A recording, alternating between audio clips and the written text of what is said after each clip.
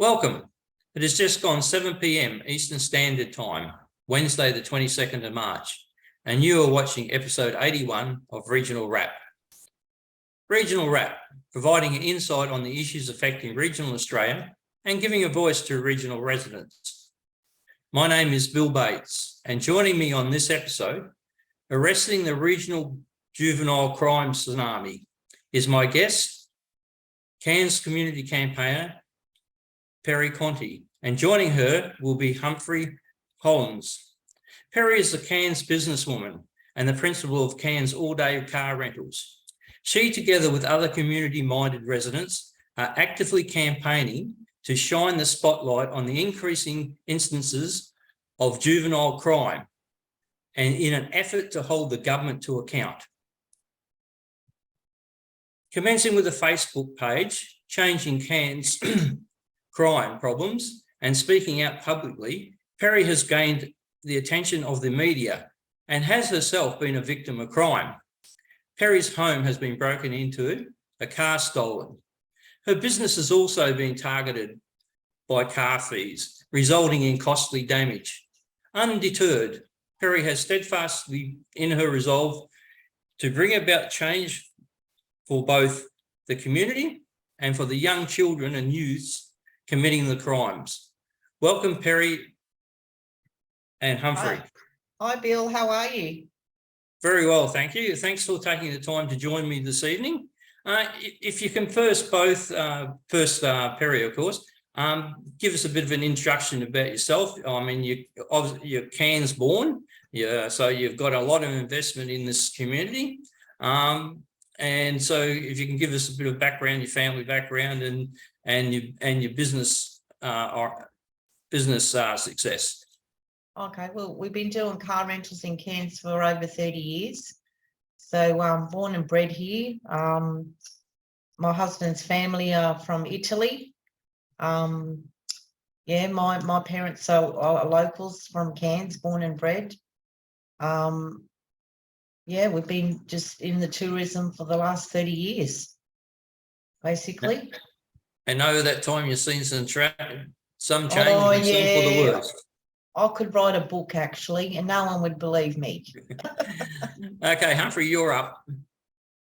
Well, I'm an old age pensioner, but I manage a 42-unit apartment complex in the ghetto, I put it. We're in one of the worst suburbs of Cairns. Sometimes it's one of the worst suburbs in Australia. So I've been sort of fighting local crime for 5 or 6 years since I took over the management there. And then a year ago, I linked up with Perri after a local boy, a 14-year-old boy, was killed in a car crash.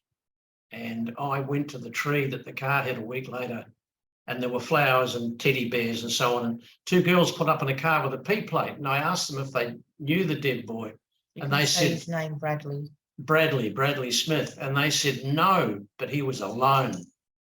And I stood there and thought about this, and I got on the phone immediately to Messenger, and I got in touch with Perri because I'd seen her Facebook page, but I didn't quite work out who she was or what was going on. But ever since then, we've worked together and shaken the government up quite a bit with some fairly radical stunts. We call them stunts. Yeah. Or 2 cars, for instance, graffiti driven around town with politicians' photos hanging out the windows, or politicians as mannequins with T-shirts on, hanging out the hole in the roof that I cut. Vote Labor for crime we had. Yeah, so we really have shaken them up. We're not overly popular with the local branches of the ALP. But I don't care. I think the issue is there are a lot of people in different groups in different towns right along the East Coast. We've got groups in Townsville, I think there's Take Back Townsville and a couple of others. There's groups in Mackay and Rockhampton. There's a couple of groups in Cairns. So it's an effort by a lot of people out there at the moment. You think? One of the biggest things I notice is most groups try to highlight the point that they're apolitical. And sometimes I think this is probably something the government prefers, that they say apolitical, because it doesn't actually make them fear that they're going to lose votes. It's probably something we need to do in regards to put the fear up to politicians that they are going to lose votes on this issue. And trust me, hopefully trust me. come 2024, that's what happens. Oh, trust me, they fear me. I've converted a lot of people. You know, I was on a talkback show when I had a lady come in from the south side over White Rock, Edmonton way, came into my shop looking for me. And I came out and she says, hello, my name's, she said, I just need to hug you. And I'm like, oh, okay. And then we got talking, and now she's the biggest advocate. She goes, she's in so many groups, gardening groups and all these groups. And she goes along and she tells people how it is. She rings me every couple of days and I give her updates. Well, this is what happened today. This is what happened yesterday. And then she'll go out and because she believes in what I'm saying, and she's met some of these kids, you know. So yeah, she's a big advocate.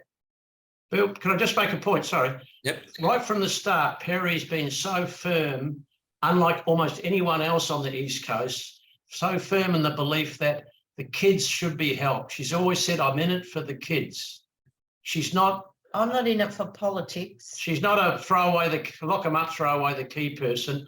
From the very start, when I met her, she had a petition, and the most important point, the first point on the petition was an inquiry into child services, because they're the ones who are responsible for looking after these kids, and they're not actually looking after them at all. But Perri is so unlike anyone else that on the East Coast in that she's always been about helping the children.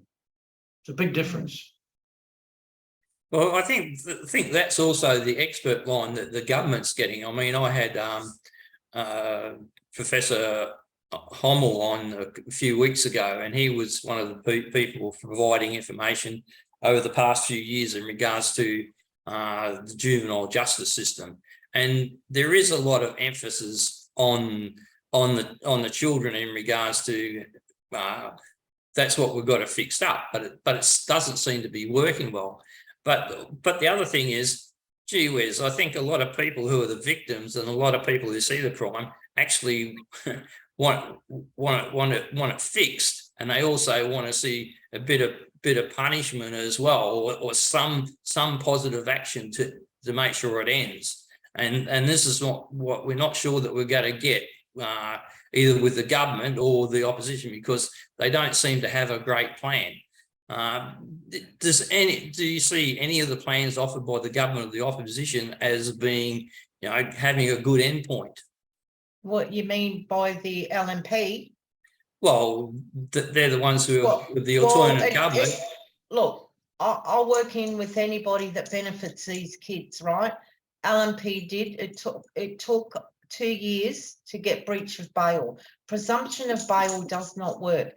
You can offend, be out on a bail all the time and keep offending, and there's no consequences. Whereas breach of bail now, if you're out on bail and you breach it, it's automatic lockup. There are no questions asked. And this is how they protect the community. And then in that process, the kids are supposed to get rehabilitation in detention, which is not happening. But if the kids are lucky and they get to go to Brisbane detention, then we're talking a totally different story. They're on programs, they're going to school. There's lots of opportunities for them to get back on track and turn their life around. But they don't have this in Cleveland. And I want to know why such a huge difference. I've got a kid at the moment, 4 months. He has not done a crime in 4 months. I've got a kid now, he lasted 2 months. He was on a curfew. He was stuck in town. He couldn't get home. Child safety is supposed to issue 3 things: food vouchers, clothing vouchers, and a phone. So the kids are never stuck in a predicament where they need that phone. And because he wasn't issued with that phone, and his what do you call it? Curfew he couldn't get on the bus because he had no money. He couldn't ring his grandma because he didn't have a phone.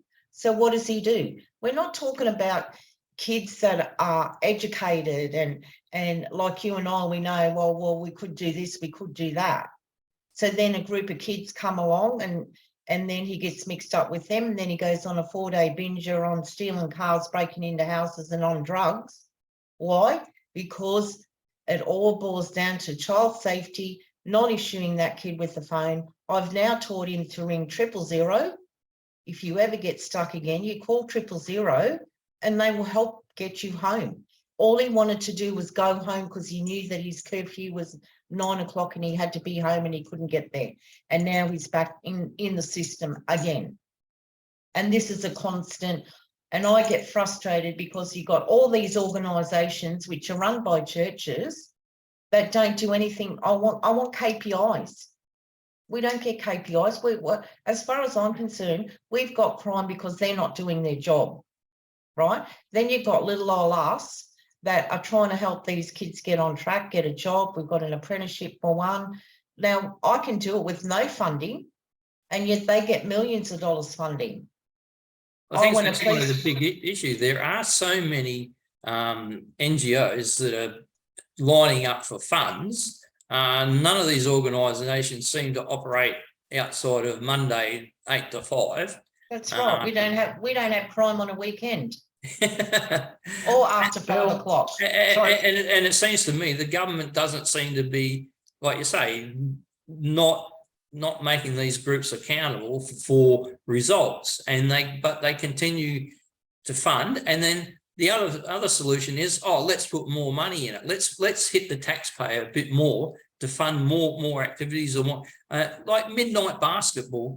Give us a brief. You don't want to encourage people. You don't want to encourage the kids to be out there at midnight playing basketball. The whole point is you should be getting them and directing into a safe place where they can have a good night's sleep and be safe and make sure they're fed. Not playing basketball. Exactly what I said. They should be in bed at midnight. Well, I went to the basketball last Saturday night, because my daughter plays basketball. She's 11. There were about 200 kids there. I thought it was really good, but I had a good look. Virtually all the kids were well dressed, had good shoes. My daughter knew a lot of them from school. They came from our suburbs. I saw one girl who I would say was homeless. She had dirty clothes. She had a backpack. This is not the sort of kids that are committing the crimes that are going to the basketball. How do they get there? Their parents haven't got a car.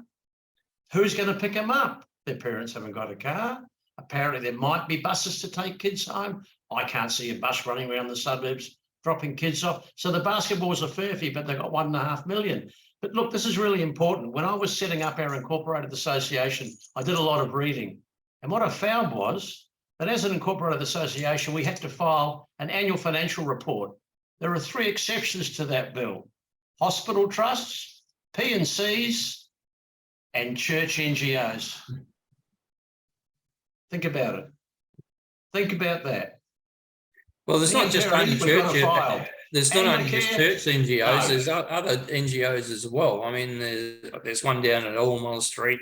I think we've probably got about 12 or something in Cairns that are in on this at least. Oh, look, I'll drive down the street one day, and the next day I'll drive down, and then there's another one that's popped up and another one that's popped up. They're everywhere, Bill. They're everywhere. And you know so what they're I found? just feeding off the taxpayer. This is what, $3.56 billion we've wasted on juvenile crime, and the crime keeps increasing. So tell me, Brian Ferri can work that out. Bill, what it boils down to is politicians won't take risks. They will handball the problem to the private sector or the religious NGO. They'll supply them with money and they'll just sit back and go, look, we've given them the money, they're doing their best. But in the States, in the state of Missouri, there's something they call the Missouri model, 32-bed detention centre. Kids go to school every day, 365 days a year, from 9 a.m. till 7 p.m. They've got 17% recidivism. In WA, there's Wandoo Women's Prison, 2-year drug and alcohol program, 1% recidivism. Why on earth our politicians not jetting off overseas as they like to do and going to look at places like Missouri. Missouri model's been taken up by EU countries and other states. And you know, in New York City now, there's not one girl in youth detention. Hawaii is much the same. Well, I think that's the problem is by just throwing a bunch of money at a problem and distance itself, the politicians think they've sort of solved the problem or dealt with the problem.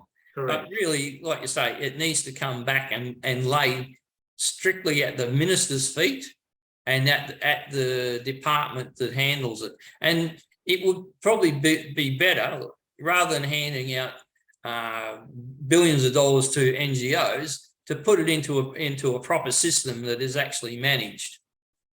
That's right. It's ironical, Bill. In the States, you've got private jails, but you've got public youth detention. Think about that. You've got bureaucrats, civil servants running youth detention, and you've got ugly private providers running the prisons. But the youth detention system in the States is working. Hawaii has solved it. Missouri seems to be doing well. Other states and EU countries have adopted the Missouri model. You put that to any politician in Queensland, you just run up against a brick wall. They don't want to know. Leanne Leonard, Minister for Youth Justice, she believes everything her NGOs and her stakeholders tell her. You know, she's not interested in what we've got to say. She's not interested in that we can solve this problem. It just frustrates me because it can be solved and it's so easy. As blasé as it sounds, trust me, it can be fixed. They love to say it's complex. Oh, it's so complex. Oh, it's not. No, it's not complex at all. It's so simple. Bill, these kids don't get dental care. In Queensland, we get $1,000 per child per year. I've used it for my children. The kids don't get hearing tests. At the moment, my 11-year-old's got an inner ear infection, $2,000 for the operation or wait for the public system.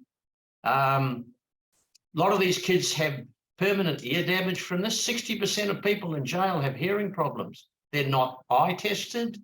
They don't get any of the basic care that a normal parent would give them because they're either living in a terrible household with uncaring parents or they're in the care of the department who doesn't seem to care at all. Here's the situation with the government, is the measure of their success the fact that these kids aren't in detention?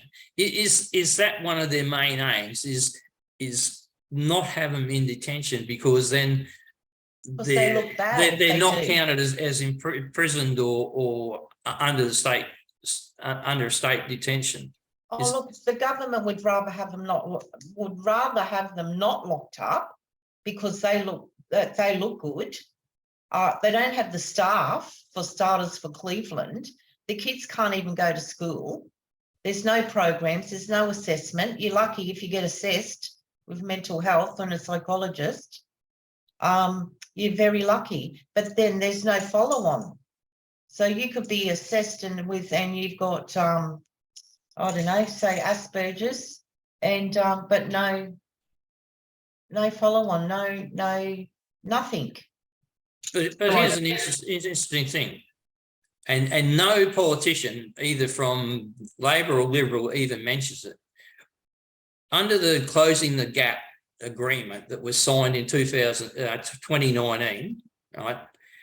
Target 11 said we will reduce the number of Indigenous youths in detention by 30%. That's the target. That's the goal.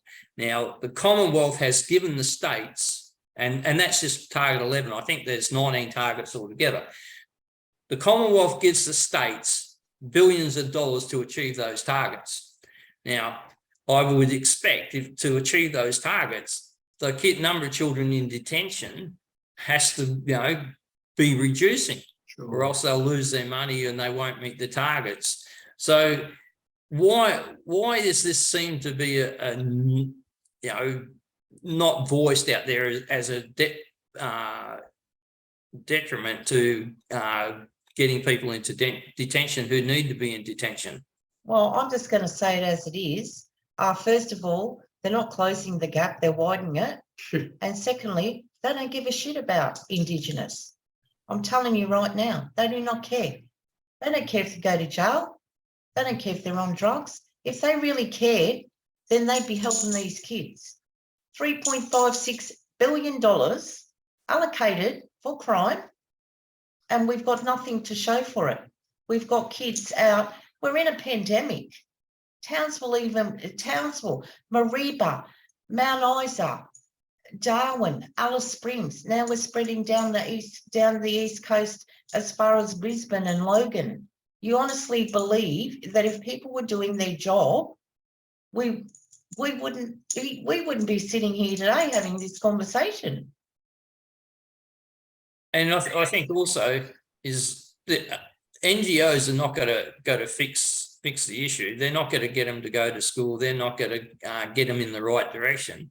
So does the government need to face the fact, yes, we're going to have to put these children in detention, but we must create the detention system to ensure that it gets positive outcomes. Correct. But why do we have to put kids in detention when we've got kids, okay, that are so far behind in school that we should have special classes attached, bring them up to speed, integrate them into the rest of the classes?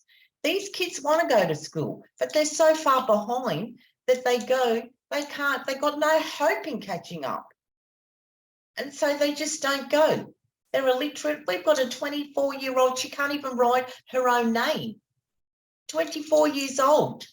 A lot of them can't write their own names. But the thing is, if it can't be achieved outside detention because you can't get them to go to school or whatever, then doesn't need to be inside a detention system where you've got all these schooling programs, in vocational programs and that, so that they can gather these skills so that they can get a job and move on in society. Well, it depends on which detention you're lucky to get into, whether you do get those services anyway. So Well, that's what I'm saying. The detention system needs to be improved in the first instance. Thoroughly overhauled. The Cleveland detention centre needs a big overhaul, but Brisbane, the kids love going there, as strange as it seems, because they're shown respect. They can go to school, they can get a trade, and all the things that they're denied here in Cleveland. And that should be all run on the same basis. Well, that's right. If you've got a system in Brisbane that's there and working well, it should be imported into all the other detention centres. Exactly. Bill, I went online yesterday looking for jobs at the Cleveland Detention Centre. If you want a job in the Cleveland Detention Centre, you sign up to a 7-week on-the-job training program. So you walk in the gate on the first day, you're looking after these kids, and then you start your 7-week training program. If you work in resi care in Cairns, so you're a house for 4 kids, you're a youth worker, you only have to intend to begin the Cert 3 or Cert 4. You don't have to have any qualifications at all. You have to intend to do the course. It's just ridiculous. There's no regulation whatsoever. They just keep throwing money at them. It's insane. Throw money, hopefully they'll go away. And the only ones that get well, put it like this: the crime is not going to go away, and as much as you can be sympathetic with regards to some of the children obviously enjoy what they're doing and thumb their noses and are getting more and more dangerous over time. Well, not the kids I know. Well, obviously you know some of them, but we can see from the streets, right? And the stolen vehicles, and the damage they do, and the videos they post on Facebook. Percentage of them enjoy what they do. They know what they're doing, and they thumb their noses up society. So they're the sort of hardened ones we need to get into detention. But you got to understand the different demographics. In Townsville, we've got all Aboriginals. In Cairns, we've got 95% Torres Strait Islanders and 5% Aboriginals, right? Where in Cairns? Brisbane, yes. Brisbane, No Logan, way. yes. Wait on. Cairns has got 156, nearly 170,000 people. Yeah. The Torres Strait Islanders in total is only 5,400 and something people. Are classed as Torres Strait Islanders. You can't tell me that 95% of the kids causing the trouble in Cairns are Torres Strait Islanders. I think Yes. that's They are, making Bill. a bit of They a long are. bow They to are, it. They Bill. My are. kids go to the schools. They are. I'm telling you. Trinity Bay High School's about 30-odd%, 40% Torres Strait Island. It's the girls that fight, not the boys. The boys seem to have an outlet through rugby. The girls, oh, they're terrible. They're terrible. The Torres Strait Islanders, believe me. But down in Brisbane and Logan, they're white. They're mainly white kids. There's this difference in demographics that people don't realise. Perri knows these kids. I know these kids. But if they're going to school at Trinity College, well, then they're going to school. They're not running around stealing cars. No, Well, actually, they get dropped off at school and stolen cars, Bill. I've seen it. yeah, they got dropped at the school. They got dropped at the school and picked up their Well, own car. Well, Perri's car. someone's obviously investing a lot of money to get them down here, to give them accommodation, get them in school. You know, considering the Cape's about 800 kilometres up the road. So someone's investing a lot of money to get them down here in the school. It seems like we're doing a pretty poor job of getting a good result in the They school. live here. They live here. They live here. They live here. I'm talking about the kids that come down from the top. No. I'm talking about the residents that live here. Yeah. That live here. And I had a guy hire a car from me, and he's from Torres Strait Island, and he runs a he runs a thing up there for the kids. And I asked him the question. I said, what I don't understand is Torres Strait Islands are so family orientated, right? And he said, yes, that's true. But once they get back, once they come down here to the big city, to the big smoke, it's totally different. They change. They change. No, say example, if we had a group of kids, 100 of them that were criminals, right? 95% of those are Torres Strait Islanders, 5% are Aboriginals in Cairns. I'm talking Cairns. I'm not talking I don't. Mareeba, it's all Indigenous. It's Aboriginal Mareeba. Mareeba's all Aboriginal.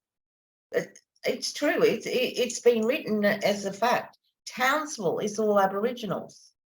And it's the further you go down the coast, the demographics change. I was shocked too when I heard it.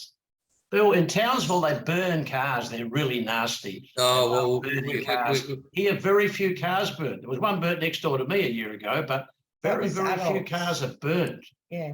We find when the cars are burnt out, it's a whoops.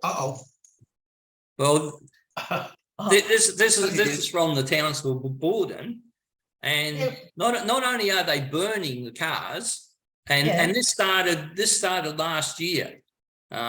It started to become a bit of a norm, but now they're also, when they're in these fairly large SUVs and utilities and that, they're not adverse to actually taking on the police and ramming them, and that's another thing that sort of come in here now. Well, it's not happening here, you see. It's not happening in Cairns. This is what I mean. The demographics are so different to us here. They don't have that destroy. That instinct to destroy. And I've talked to a lot of people about this, and it stems back. No, you'll have to leave it because it diverts to Philip, but I'll ring a few times. That'll make no difference. So we don't get the burnt out cars. Look, I'll explain it like this so people understand, right? If a kid steals a car, right, he normally uses it to go from A to B because he can't get from A to B, and you're just wasting your time to go, sorry, it will divert, to get from A to B, right? Now, you will 95% of the time get your car back undamaged. We've got kids, sleeping in cars because they got no safe place to sleep. So they're sleeping in cars. Go away. Sorry about that. The other thing isn't this something else that needs to be looked at? That the families of these children aren't acting like responsible adults. That seems to be a bit of a core of the issue. What action can be done to sort of remedy that situation? It is. We got poking machines and we got. Okay, so our idea, we do have a lot of these kids that are come from dysfunctional families that the parents are too busy playing the pokies, getting drunk, then they start fighting, so the kids run off and then they get into mischief. So our idea was not all parents are like that, of course. There are parents out there that can't control their kids. So our idea was to set up a like a program like Blue Care, where you go into the home and give the support to the family, teach them how to cook, clean, budget, how to guide your way through the system of mental health, dentists, and all that type of stuff, and helping them get the kids ready for school. Now, I talked to a lot of parents about this, and it's something they would love, you know, because every parent needs a break now and then, right? So I mean, but this is where a lot of people have a bit of a problem in regards to, I mean, you know, we were raised in a household, then we went off into our own household. You know, yeah, you don't know everything about parenting, but gee whiz, you know, you love your kids and you do everything you can for them. This is not what you see in these homes. And is it a function of a lot of people call it poverty, or is it just the inability of these parents to operate correctly themselves? It's ignorance, Bill, but it's also caused by, I think 42% of parents use ice, and that's what we know. So you could probably double that. 30-something% have been in jail. So these people are not they don't function very well. They've never functioned very well. They're not educated like you and I. We know right from wrong. These kids are never taught right from wrong. Oh, wait on. Kids know what's right and wrong. They know that punching someone is not right. You can't say that they don't know. I mean, that's something that most. It says open till certain. I think that's a furphy in regards to saying that kids don't know right from wrong. They know what's right from wrong. They choose not to abide by the same standards that we do. Well, you're only as good as what your parents teach you, aren't you? Well, I think that's the other thing is in regards to household incomes and that we don't. The general assumption is that these households are poverty stricken and things like that. But it would be really interesting to know what entitlements and what incomes are available to the family, and are they educated enough to make sure they get all the entitlements that they are. Because I think that's one of the things about people who come over here from overseas, especially in the refugee status. They certainly know how to get more out of our welfare system than most of the people who have been living here all their lives. I know. So is it also a matter of being able to get into these homes and make sure that they do understand all the benefits and where to go, you know, like you say, for mental health or additional income or other support? Look, these kids, they're doing crime. The money goes in the pokies, on the alcohol, or goes to drugs. Cigarettes. Right? Every kid that I know, 10 kids, right, are out doing this crime, stealing your car, breaking into your house. Their parents are either not in the picture, in jail, alcoholics, on drugs, or pokey addicts. But why then is the government so keen to not take them away from that environment? You know, I mean, because they're half in and half out. They're half still attached to their household, and sort of also in this resi care sort of thing. It's not. It's like having left foot there and the right foot there, and you don't know where you are. Yeah, wouldn't it be exactly better to be able to take them out the system altogether? That's exactly how the kids feel. But the government's so scared of another stolen generation? It's And to all be about honest, history. these kids need to be, they need to be taken. They need to be taken. Otherwise, they're going to have no hope.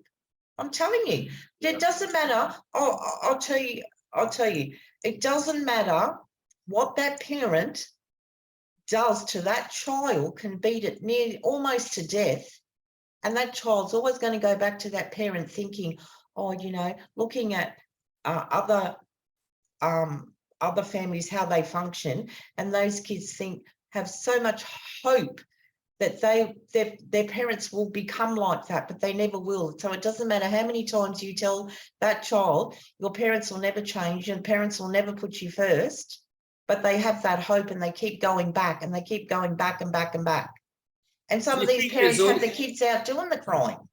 Do you think there's also investment in the victim industry, that there's a lot of, you know, well, smarter Indigenous people in the big cities who really want this thing to keep going as it is, so they can keep playing the race card? Because we don't see any Indigenous, I don't believe we'll see enough Indigenous hierarchy people trying to resolve this problem. And they certainly don't put their feet on the ground in Townsville and Cairns to start sorting it out or trying to help it. Bill, I'm going to be blunt. I've been in Cairns 7 years. I voted Labor virtually all my life, right? I've called myself a left winger, but I've been in business, you know, I understand business.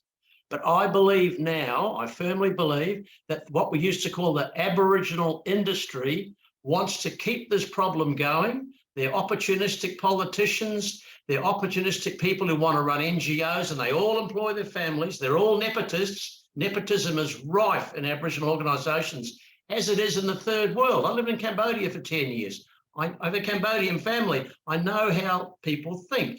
Your family want a job. Your mate wants a job. I believe they do not care about the children. I mean, recently I was in the car park of the DFO and there were all these terrible drunks rolling around and fighting. And I see a nice new four-wheel drive pull out with all the Aboriginal stuff on it and some foundation, something. Woman driving, she doesn't even glance at them. She doesn't even glance at them. They're not her problem. I look at them and go, oh dear, what can be done here? This is terrible. They do not care, Bill. I put this on Twitter and I said, don't call me a racist. You wouldn't believe the stuff I got. You know, that's the thing that I honestly believe that, Bill. This is being promoted. These kids are normal kids. They like TikTok, they like music, they like basketball. They're not interested in country or traditions or the whatever. Dad doesn't sit around reading them Dreamtime stories at night. It's a nonsense. These kids want to be dragged into the 21st century and work as tradies. I was a tradesman. We need block layers, welders, bricklayers, painters. We need everyone in the trades. You get a ute, you get a dog, you start early, you finish early. It's great. You work as a team, you got mates. That's what they should be doing. You know, I sat on the committee that was up here in Cairns with my submission. And I sat there and I listened to everyone else. And we had this one Indigenous man from Ipswich. And he got on saying, you know, we need drug rehabilitation centres, which I do believe we do need for these kids. But we want it up the top. But the people from Townsville or Dimogen, they're not allowed to come up there because they'll just fight. So they'll have to have their own. And then we'll probably have to have our own because they don't get on. Different people, tribes don't get on. And then this is what really irked me when he turned around and he says, oh, you know why kids do crime? Because we stole their land.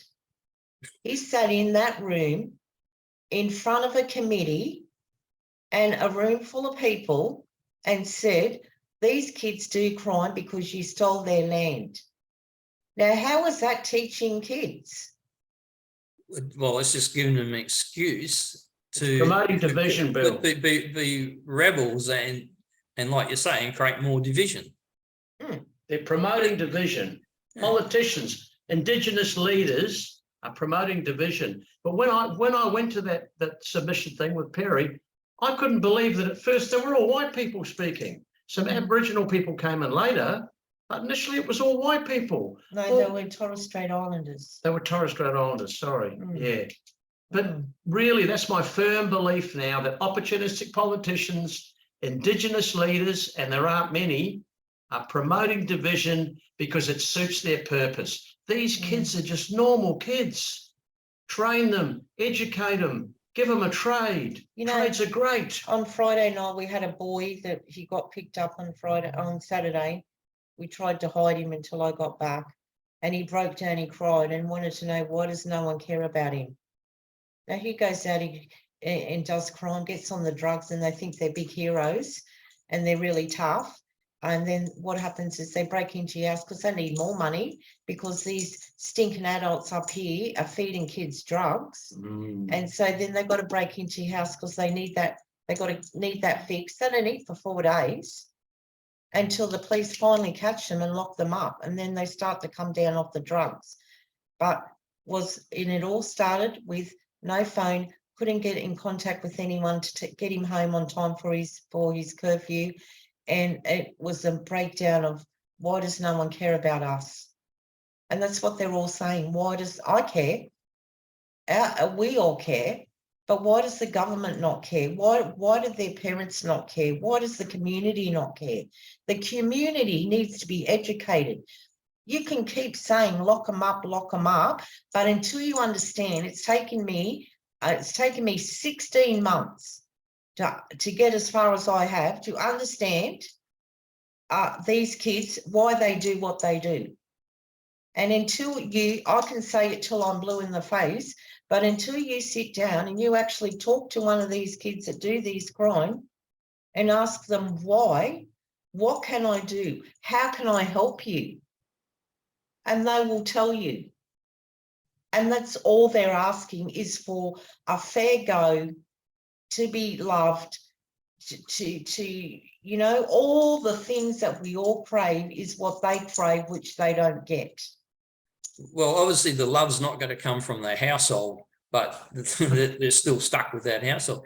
And like when you say, well, the community just wants them locked up, that's oversimplifying. I think what the community wants is to remove them to a place where they can change. And the thing is, the situation that there is now, where they're in resi care and half in their home and half on the street, is not doing any good. But we seem to be paralyzed by the old signal, the old stolen generations issue, that we're paralyzed and we can't move them to a safe place where they can get the service that they need and get the opportunity to get an education and improvement.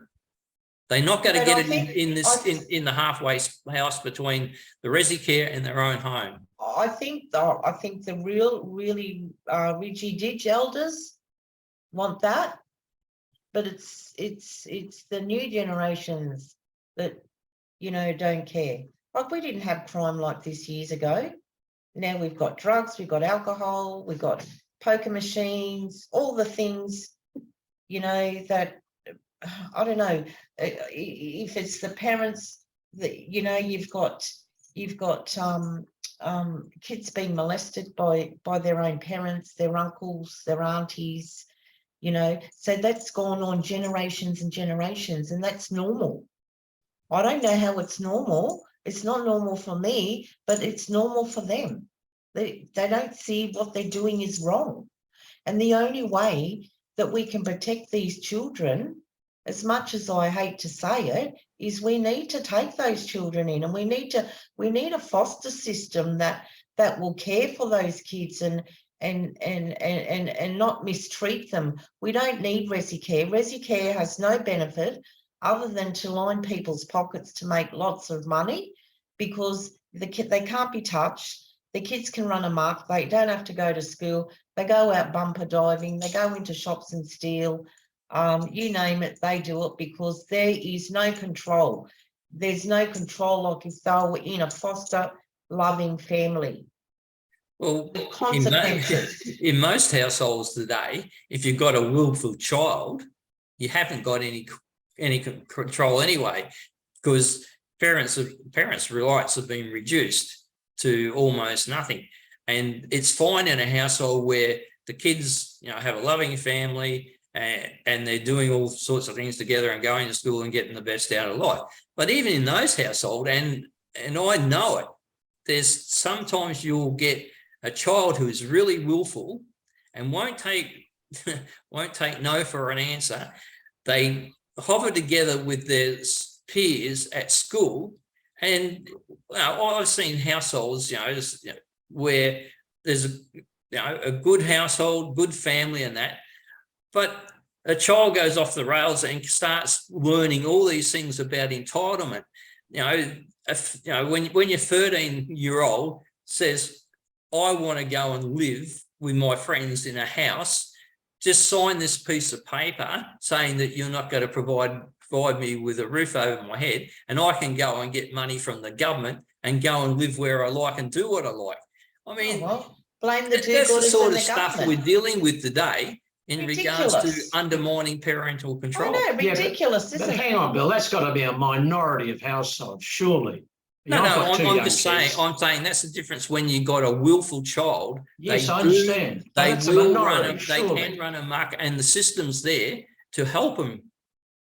It is, but you know what? I had the same conversation with a lady, and she was totally against me when I said the problem today is they want to be the best house in the best street with the 2 cars, the pool, and all the things they can't afford. So then both parents have to work, and then where's the kid when they gets out of school? Where's the supervision? Unless you got grandparents that are able to take those kids in, those kids start going off the rail. So how about just starting at the bottom and build your empire up like all we did years ago? My sister-in-law, she's got triplets, right? But instead of being a parent, she wants to be their best friend because she's worried they'll hate her.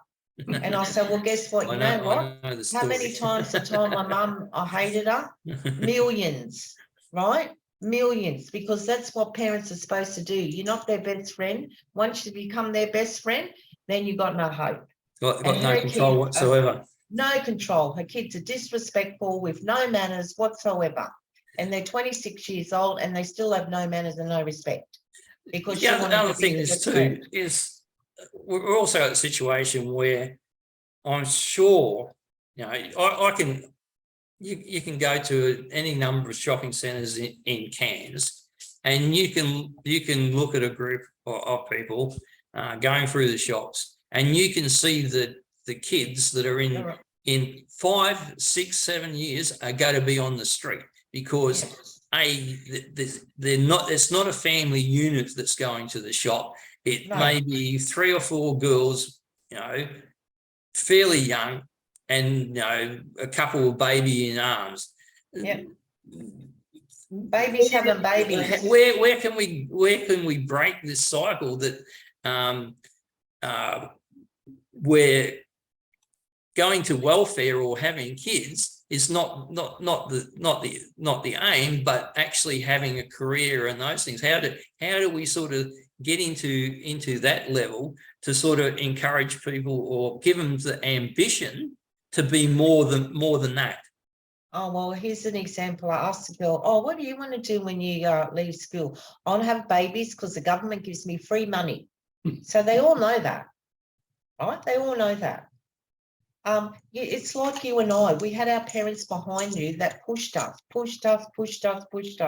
into a trade or into a career or into something. When you don't have that parent behind you pushing you into something, and it's generation after generation of being on unemployment, it just takes that one person, that one kid that is so strong-minded and thinks, well, I want to have a better life than this, who will go on to succeed. They all these kids want a job, right? But they're lazy. They're lazy. I've got a girl at the moment. She wants me to do everything for her, and I'm not going to do it. I'll give you the information. I will help you, but I'm not doing it for you. They're just lazy, I'm telling you. 5 girls I've got that are lazy. They're just lazy. do you think it's also there's with things like the voice coming out and other bits and pieces and other like native title and other entitlements, do you think we're having a generational shift in regards to there's Indigenous or that think they're going to get paid a lot of sit down money in the future, and so they don't need to do something? Yeah, that's all it is about. It's all about the bucks, right? Now, back in the day before Labor came in, all royalties that communities got, like Hope Vale, Raccoon and all that, that money went to the community. So they did parks, they did roads, they did gutters, all things that the community benefited by.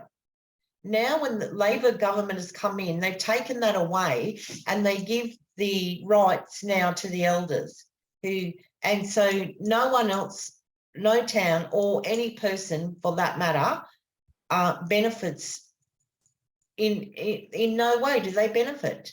Why am I not entitled to some of that money to be spent in my community? You know, that needs to go back to the community, not to individual elders or groups where it gets wasted. It needs to go back into the community to keep the community afloat, to, I don't know, to create employment, create jobs. You can't have a block of town somewhere and there's nothing for them to do. There's no employment opportunities. So what happens then? They all get bored, they start drinking, they get onto drugs, they start fighting, punching each other up, then the kids suffer, and it's just a big circle. You can't place a town somewhere that has no purpose, no employment, no opportunities. But it does seem we're in the situation that we can't break that cycle, or we're actually too paralysed to break that cycle. Look, we're always going to have. Well, I think, me personally, I think we will have another stolen generation. The government's just creating the gap wider and wider. You know, I don't know why. As far as I'm concerned, we're all Australians, black, blue, pink, whatever colour you are. I don't care. Respect earns respect, and I'm here to help the kids at the end of the day. And with or without the government's help, I'll do it. We will do it. I know we will. But Bill, it's not all bad news. Look, a few years ago when I was driving an Uber, I picked up a chap one morning, big rough-looking bloke, looked like a miner. He was a doctor. I was taking him to the airport. He was flying to Canberra to get $4 million from the minister. He runs a program in Cape York near the Glencore bauxite mine. And he said, I've got 150 fighting age men in my camp. We are all ex-army. We're all in Somalia. Our commander was the Governor General, the current Governor General. He said we used all our own money for years and we've trained these people. Now the government's going to subsidise us and we train them as machine operators and blah, blah, blah. And we've got a contract with Glencore and we supply them with these young men and it's working really well. But we have a few problems. The police hate us. Noel Pearson hates us. There's the thing. They hate success. Because success, they hate success. Exactly. Because it shows them up.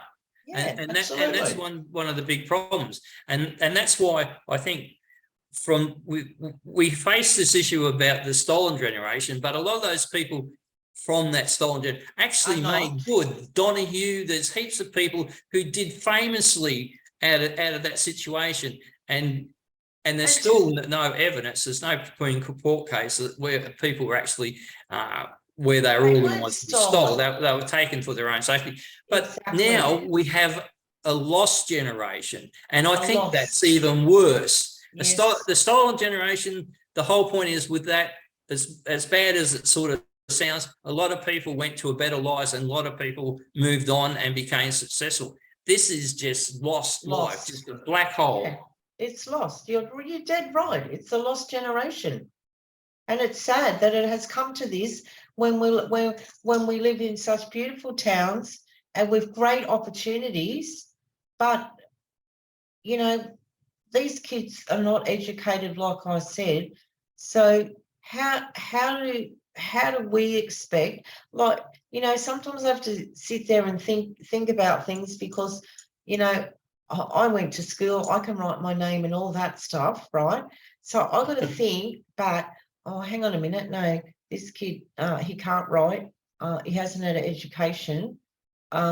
So how does he solve a problem with no knowledge? Here's the other thing. How do we let, we've got rules for everyone about truancy and that. How do we let the situation go so long that a child doesn't go to school? Because they don't care. Why don't we have a system that interacts and makes sure the child goes to school and also the parent is held accountable? It just seems like we haven't got the means or the will to do things. Bill, my local primary school, right, it's in the ghetto.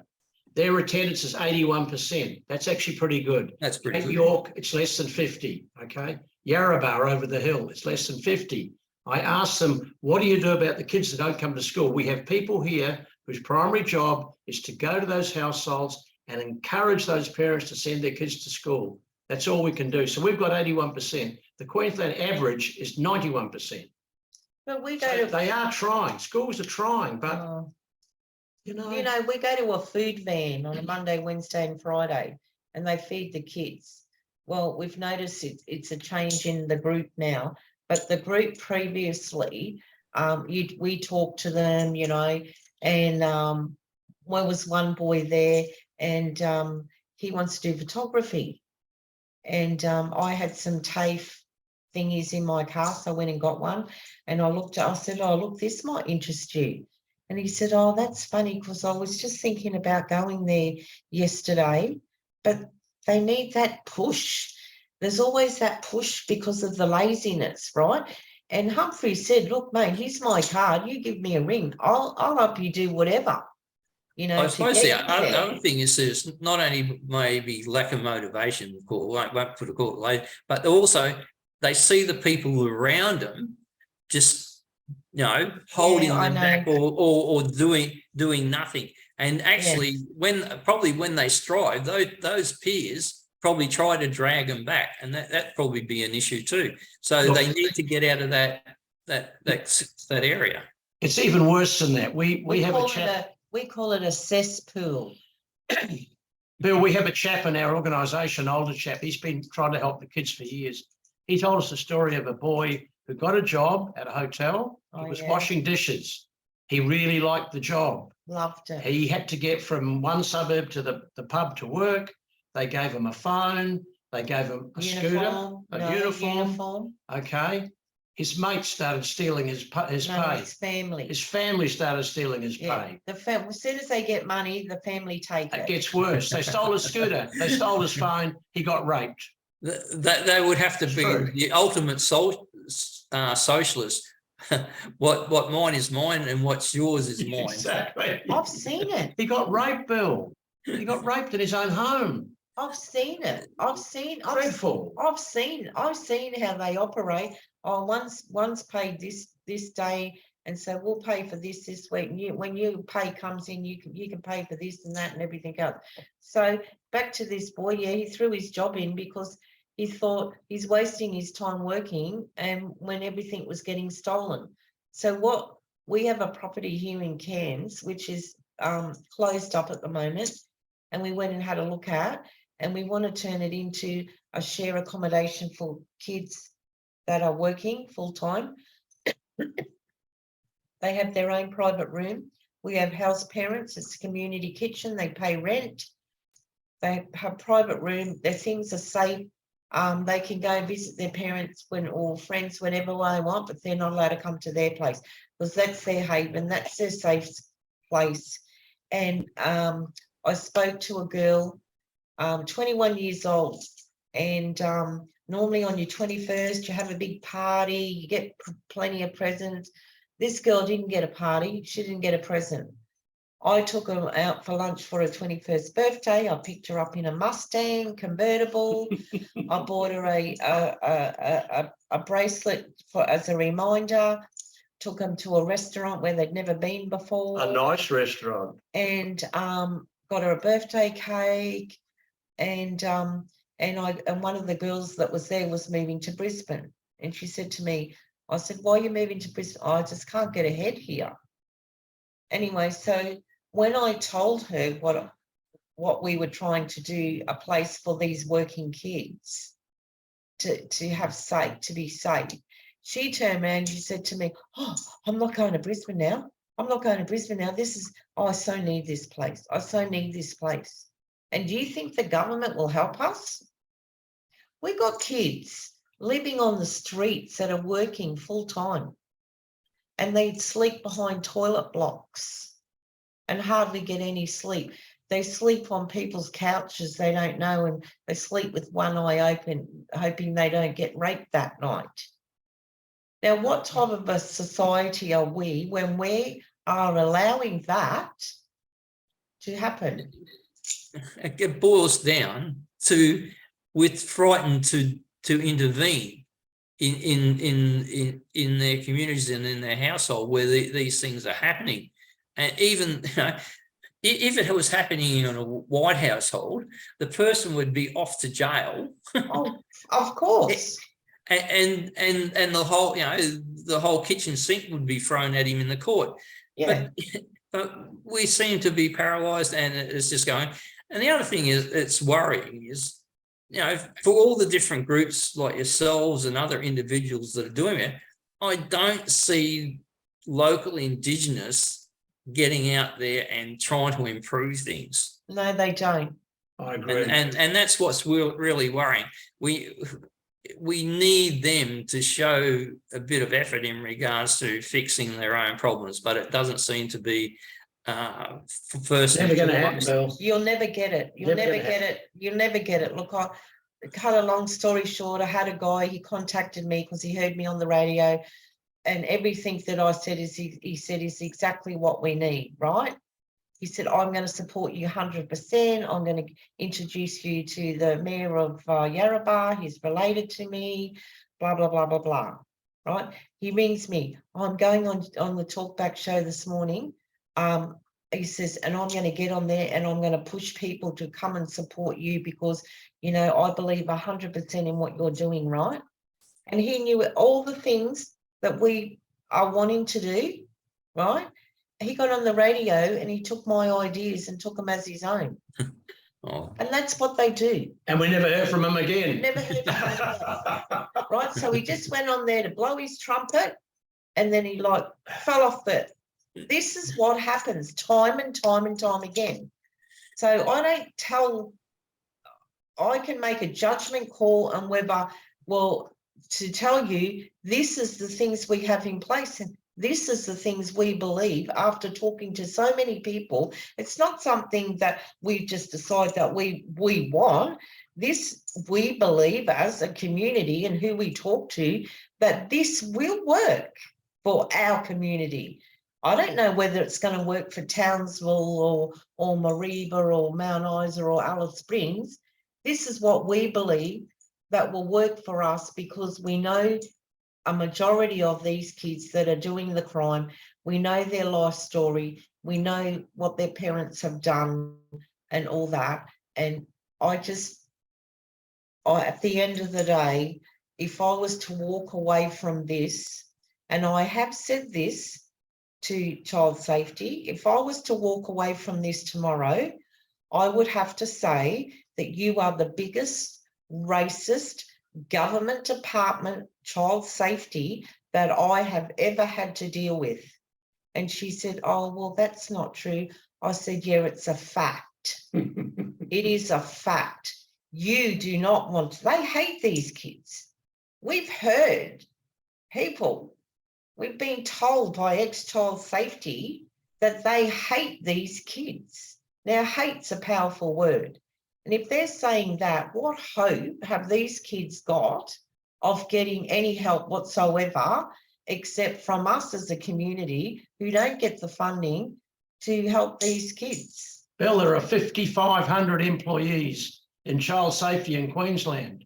What the hell do they do? 5,500. Well, actually, if there's 55,000, if you got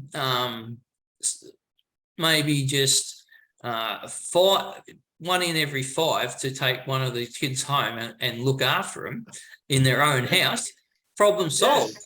Exactly. Now, Exactly. I tell me, know. why do these resi care organisers, the kids are treated like cattle, so it's like going to a cattle auction. Slave auction. And they'll say, oh, well, I'll give you $100,000 and I'll take that kid for 1 month or 2 months. And then after 1 week, because they can't handle the kid, they give it back and they get to keep that money. So each child, believe it or not, and it's actual fact, you can go to government, you can ask anyone, they'll tell you, each child is allocated $1.5 million in resi care. 1.5 million per year per child. Right now, tell me, why do foster families only get like shitty 300 a week? Could you imagine if we said to a family, oh, right, you look like good parents, if we pay your wife $50,000 a year to stay home and you foster a child so she can stay home with her own kids and foster a child, wouldn't that be good? Well, That's a you- fraction of the I- price of I resi think you care. pretty well empty the streets pretty quickly with that sort of solution.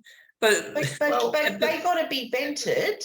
They got to be vented. Mm. But can you see how it's a win-win? It's win-win because mum gets to stay home with the kids, is what she wants to do. And then we get a child into a loving foster family, and it's only costing us 50 grand instead of 1.5 million. But the problem is the bureaucracy would shrink. Now, you know, governments Oh no, the church coffers would. want bigger governments. They want more bureaucrats and more people employed. So, gee, what if you solve the problem by doing that, letting the public solve the problem, and with only that cost, and making 55,000 people redundant, that wouldn't go down too well. No, but those Yeah. people can be utilised in other things that we bring in online, like in-home family care. They can be utilised. So what we defund that doesn't work, and channel that money into programs that actually work. But you're still going to need people for mental health. You're still going to need all those people in put them in other areas that of other things that they'll be needed for. Bill, there was a Royal Commission sat in 2012 called by the Newman government. He brought down his findings in 2013, 720-page document. The Royal Commissioner, who was later discredited as a judge, as a very lazy judge, said resi care is the answer. By 2023, problem solved. This is 2023. But what happened was Newman sacked all these public servants. Where did they go? They went to the resi care providers, because the resi care providers were mainly set up following the Royal Commission. So all these smarties went, oh, I'll take you, and you from Child Services. You know how to do this. That's what happened. And here we are 10 years later, and it's worse. But the Royal Commissioner said, resi care, that's the go. The LNP don't want to talk about this, but that's what happened. I mean, I was young. I remember my uncle and auntie. They did foster care, and they had a daughter of their own and 2 sons. They're a little bit more religious than I came from a mixed marriage, Catholic and Protestant, so it's a bit of a weird situation. But they were 2 good Catholics, sort of thing, and what was sort of surprising, the amount of, and this is going back 40 odd years or more, but it was quite surprising how much a burden financially was expected to be undertaken by foster parents. And maybe that, like you say, maybe that's an issue that might needs to be looked at. Currently, it's about 350 a week from Centrelink. It does need to be looked at. It does need to be looked at. Absolutely. I've got a friend in WA, Bill. He's fostered a lot of Indigenous kids.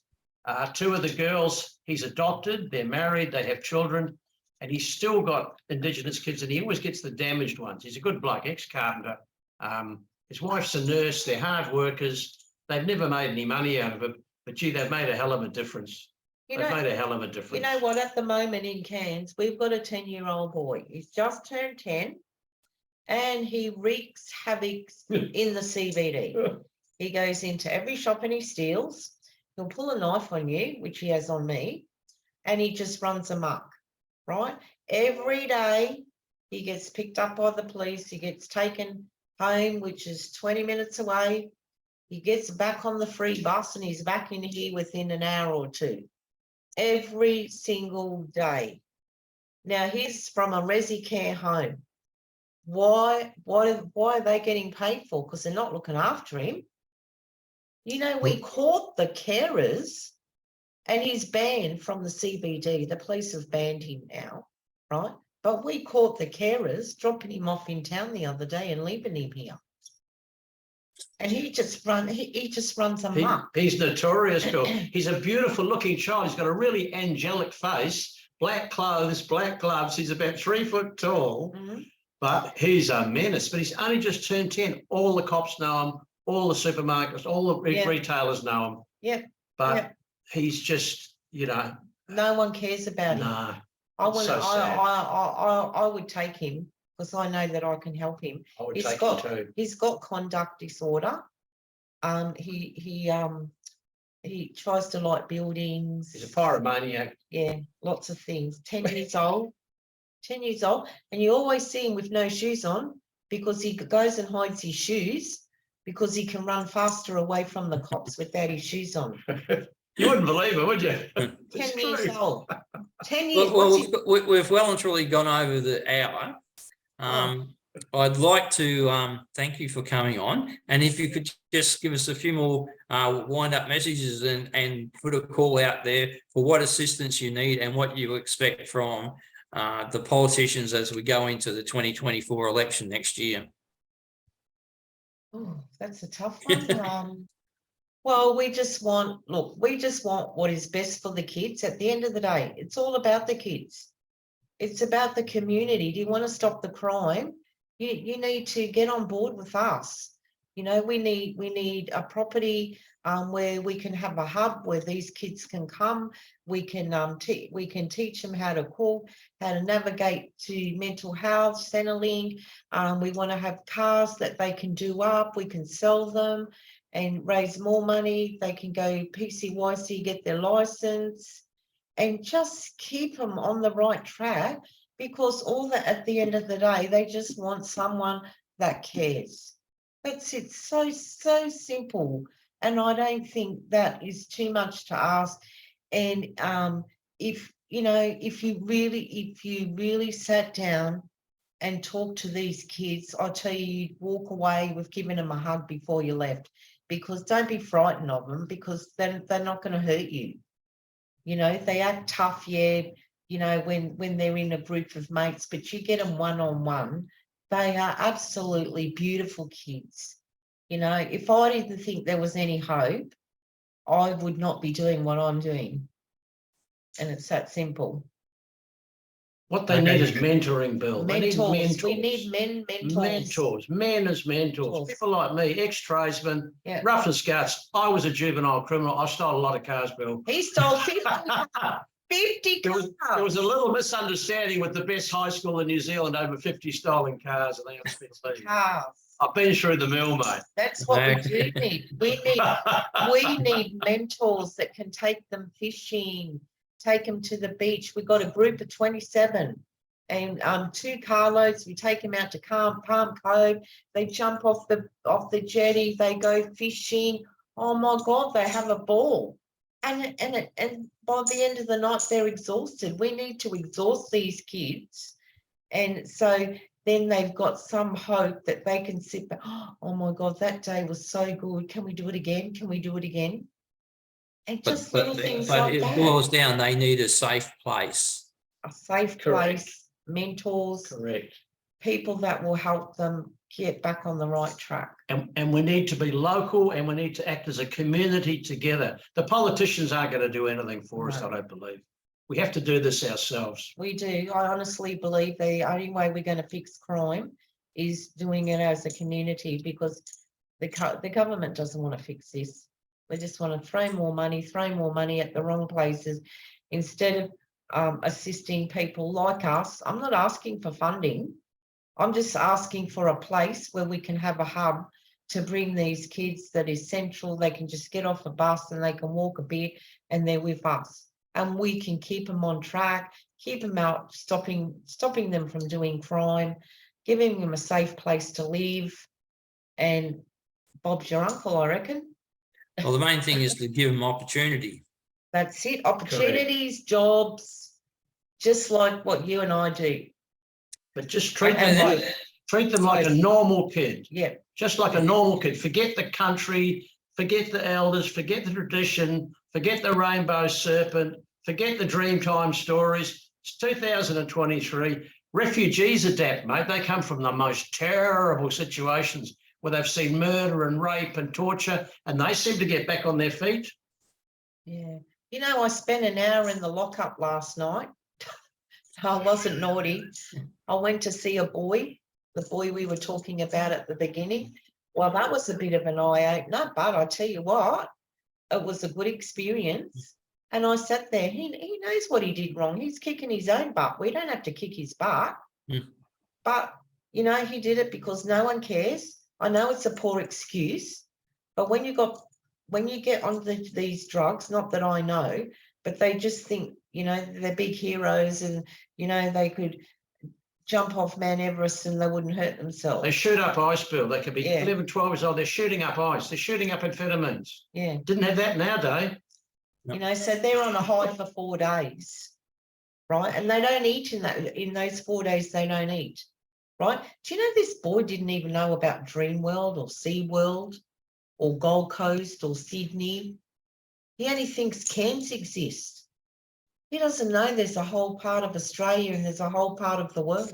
Well, I think that's one of the bigger issues that we've got to talk about with Indigenous as a whole, especially in the remote communities, that they need to become global citizens, you know, and take advantage and get the same opportunities as everyone else. They don't, locking themselves onto country is closing off the whole world. Correct. I know. And, you know, we got, you know what? We took kids up to Mariba. They didn't even know Mariba and the Atherton Tablelands existed. They'd never been out of Cairns. Oh my God, you should have seen her. She took like 3 trillion photos of all the tablelands. Oh my God, look at this, look at this. She didn't even know the Atherton Tablelands existed. Can you believe that? In our own backyard. I suppose if they don't know, if they've had parents like they've got, I suppose they don't know anything. They don't know anything, right. mate. And this is why we have, like you said, which is, I learned something tonight, to call them the lost generation. And I believe that this generation, our generation, we can fix this lost generation. So then that lost generation are going to be the teachers. They're going to be the teachers for their kids and their families and so on and so on. And they'll know what it's like to work hard and get and buy what you need from your own hard-earned money and not, you know, put it in a poker machine or drink it up or get on drugs. So if it's us now as this generation, if we can do that with the lost kids, oh my God, we'd be laughing. We would be. Okay, Perri and Humphrey, thanks very much for tonight. Thank you. If you just stay on the line, I'll just wind up the show and introduce next week's guest. Okay. Thanks, Bill. Thank you. If you enjoyed tonight's show, please like and share and subscribe to our Facebook page. And you can also subscribe to our YouTube channel. Next week's guest will be Graham Haycroft. Now, Graham Haycroft was a businessman who ran a contracting company for hire, had over 2,000 people on his books in different industries, and he's the founder or co-founder of Red Union. Now, Red Union is an alternative to the normal mainstream unions that you have, where at the moment it's basically aimed at nurses, teachers and law enforcement to give them an opportunity to have a choice between the normal unions that currently exist or different representation. So next week we'll be speaking to Graham Haycroft. Join us then.